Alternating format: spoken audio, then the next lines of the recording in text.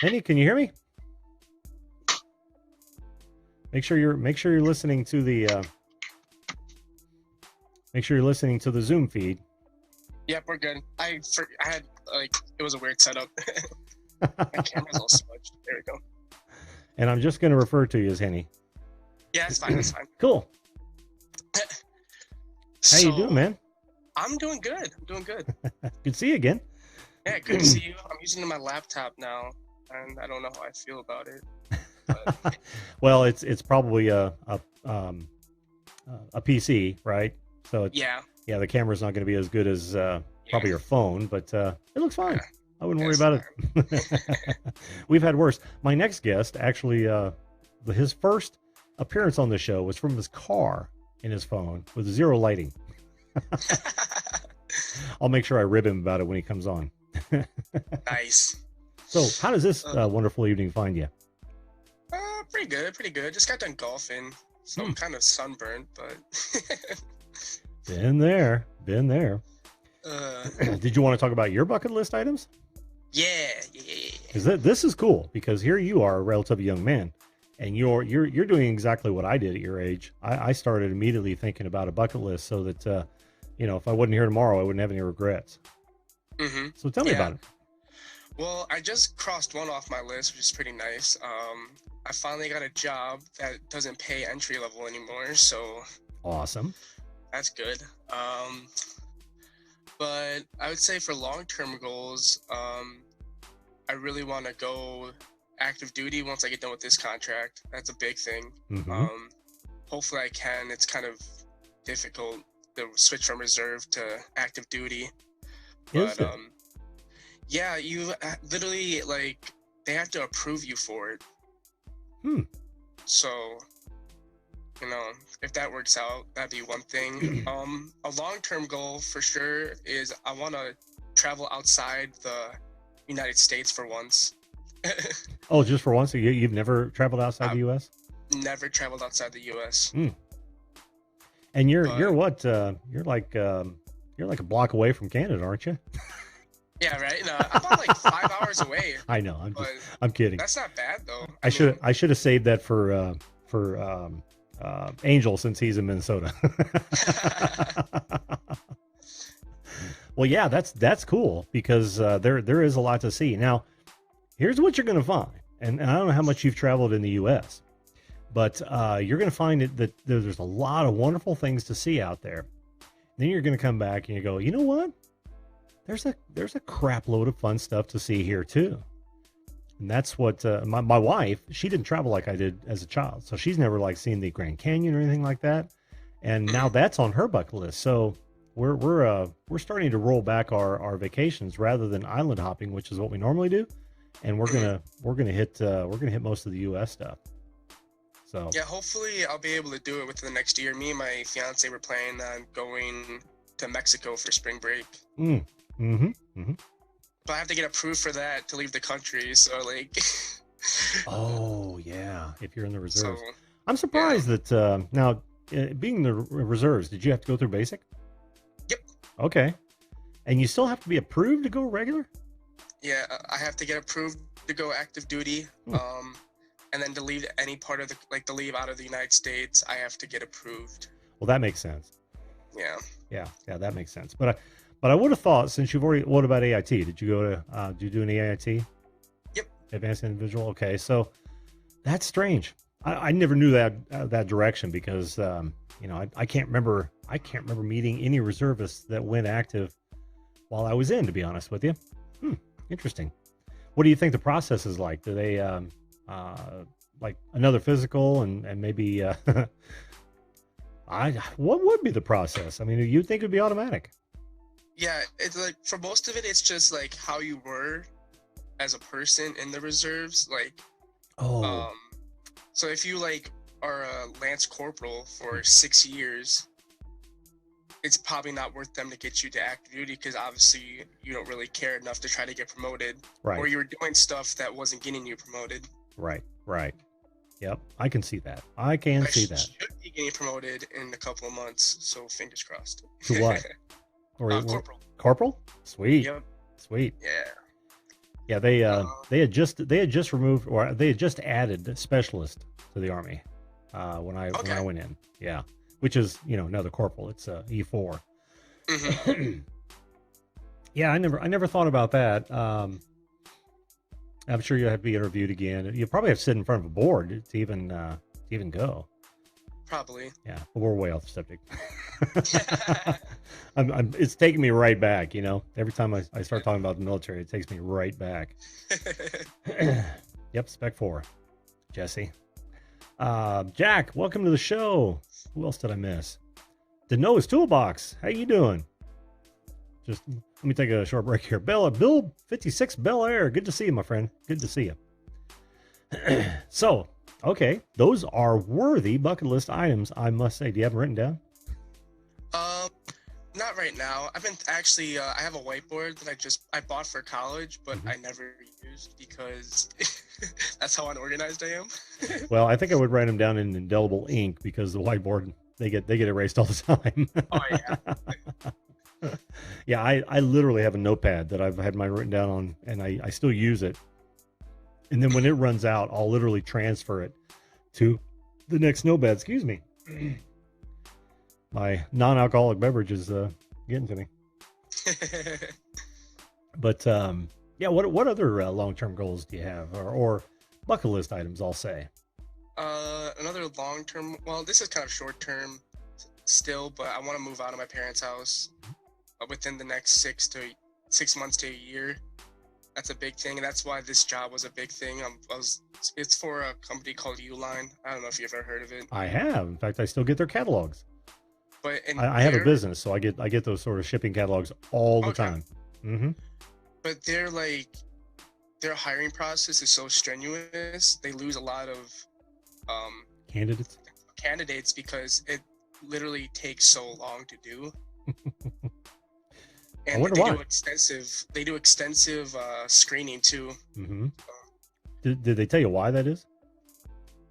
I think it's just because, like, the saying for around here is, you hire to retire. So when people get in the U line, you're like, oh, you're just gonna retire from them, because once you get in, it's like it's a great gig. Well, sounds like there's a lot of upward mobility. Oh yeah. And that's always a great thing. Of course, crap my dad makes me watch is in your corner. Everybody gets those damn catalogs. Well, not everybody. I'm actually the only one I know that gets those catalogs at home.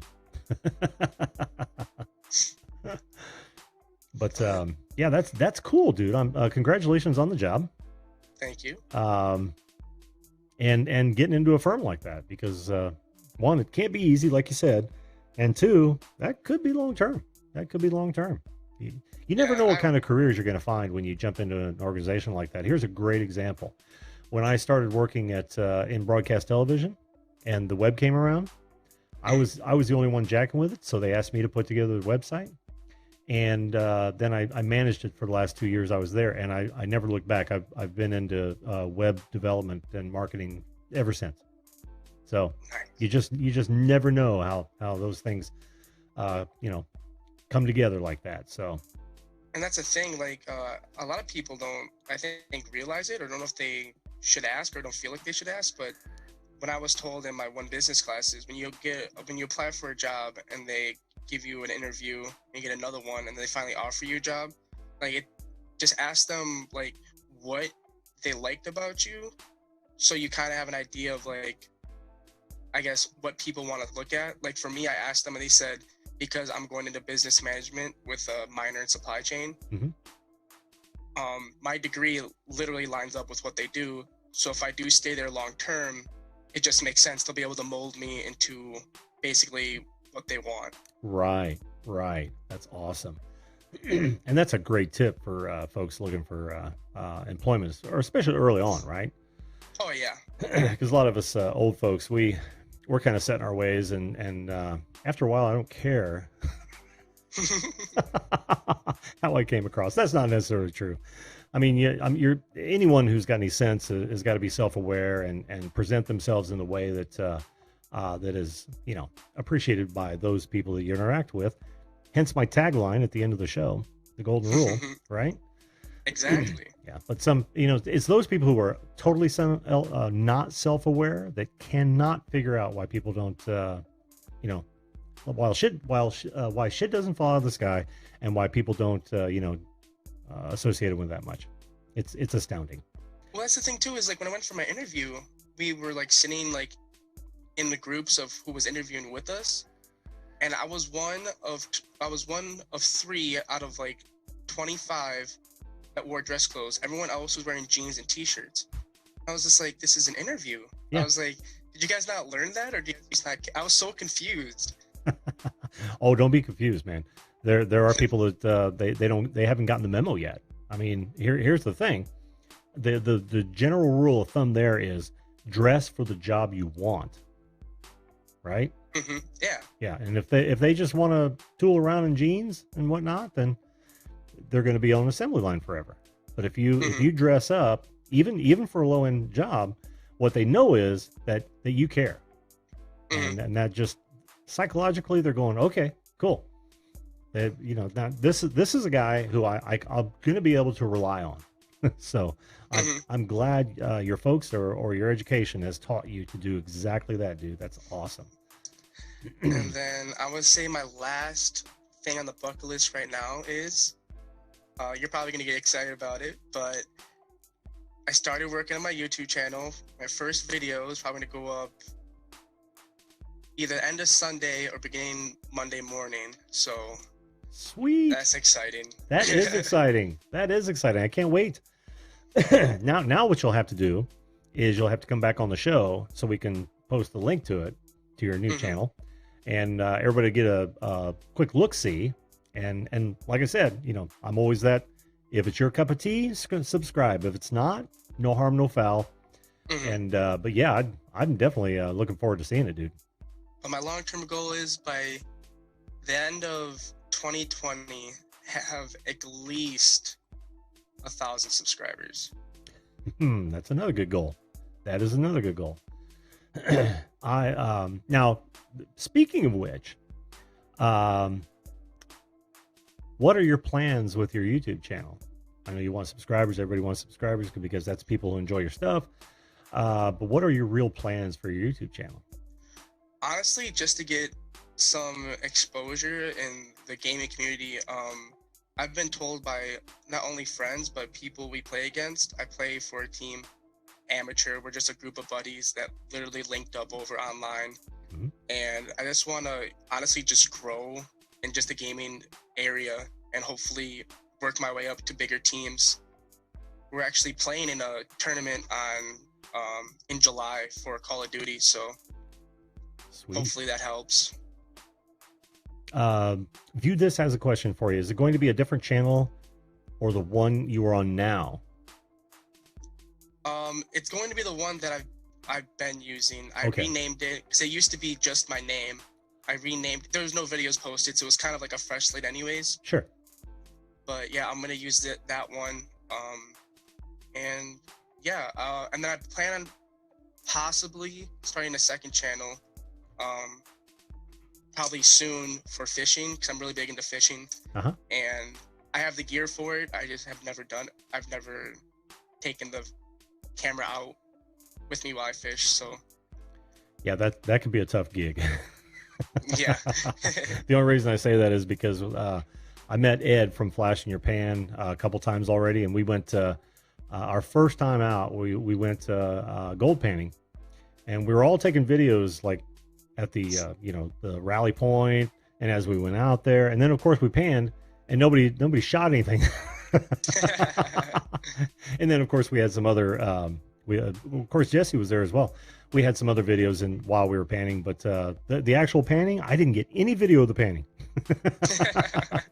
So that takes some discipline. Well,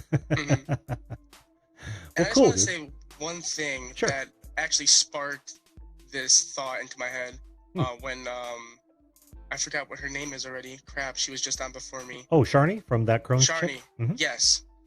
She said that she didn't really like university and stuff, and that's why she didn't go, and she didn't feel like she should go down that route. And the crazy thing that sparks, like, United States education is like, it's either you go or you struggle.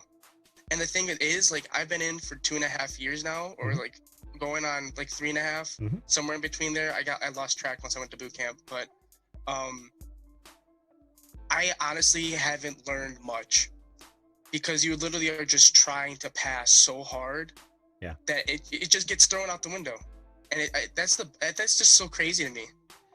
Yeah, and let me give you an older person's perspective on that. Yeah, an education is good, but what's happening is exactly what you were just saying, and I'm a firm believer that if you had a good upbringing, and of course finish high school, no matter what you do, kids out there, finish high school, you can get into a trade, and today's trades are paying more and more every day for one very good reason, because everyone thinks you've got to go to college. So there are other paths. That life experience is one of the best educators on the planet, to be honest with you. Yeah. So there's I guess what I'm saying is that there's pros and cons to both sides. But I get what you're saying, and it's really kind of a shame that it's more of a mill, isn't it? More of a mill feel than just, a search for a piece of paper, more so than, rounding you. I feel like once I get my paper, good thing for me, I finally got a job that kind of like runs with it. But I feel like in the end, I'm just getting this paper, and that's about it. Yeah. Well, don't throw it away, of course, because it's going to certainly help you in where you've decided to go. But I want everybody to know, and any watchers of the show to know that there are alternatives, and some of them are very good. Now, I've only got an associate degree. I don't know if anyone knew that. It's in electronics, and I'm so far away from that field now, it's not even funny.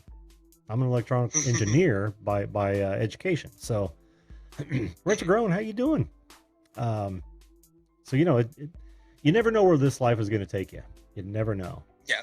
It's what I've always said is, find something that you really enjoy doing, and you won't work another day in your life. Yeah. What's the crazy part is, I have a cousin. She only graduated high school, but she's literally running a complete plant for chemicals for the military and big corporations. Yeah. And she has a high school diploma, and she's making more than my parents. It's crazy. I know. By the way, needs more subs. How you doing, Needy? Welcome to the show again, my friend. My wife's the same way. She only graduated high school. Yes, she graduated a year early, but she is now running a company that is 3 to 5 million in revenue. She's the general manager. She's literally the vice president of this company. All decisions go through her. She's extremely bright, and she's a hard worker. That's by far more important than anything else. If you've got a great work ethic, you're going to succeed no matter what. If you graduate from high school, you don't have children out of wedlock, and you get a job. Well, thanks, man.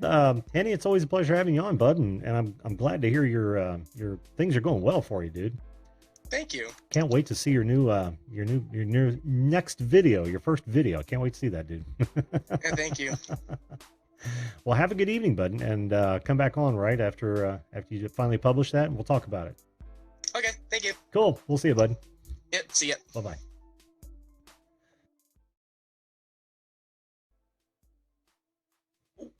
It's over. Did you enjoy that show? Hey, listen, if you want a guest cut just like this, all you've got to do is come on the show. It's as simple as subscribing, ringing that bell, and then watching it. The instructions are right there at the head of every show. You know you want to come on. You know you want a guest cut. You know you want to tell your story. You don't have interviewers beating down your door. So join us at the video call-in show. We'll see you live.